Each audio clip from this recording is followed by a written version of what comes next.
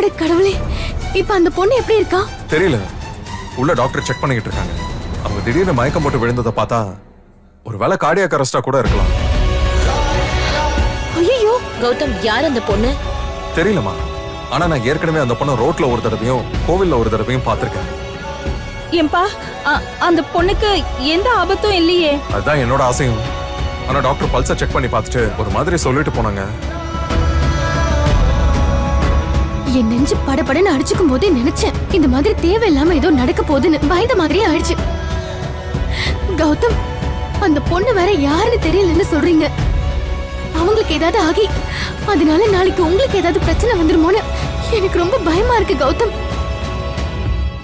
அதெல்லாம் ஒண்ணும் இல்ல, நீ பயப்படாத. எப்படி கௌதம் பயப்படாம இருக்கிறது? ஏற்கனவே நம்ம நேரம் கெட்டு கிடக்கு. எல்லாத்தையும் இழந்துட்டு நிக்கிற இந்த சமயத்துல புதுசா வர பிரச்சனையை சமாளிக்கிற அளவுக்கு நம்ம கிட்ட எதுவுமே இல்லையே. என்ன பண்றதுமா, ரோட்ல அனாதரவா மயங்கி கிடக்கிற பொண்ணு அப்படியே விட்டுட்டு போறதுக்கு மனசு வரல. அதான் ஹாஸ்பிட்டல்ல சேர்க்கலான்னு வந்தேன்.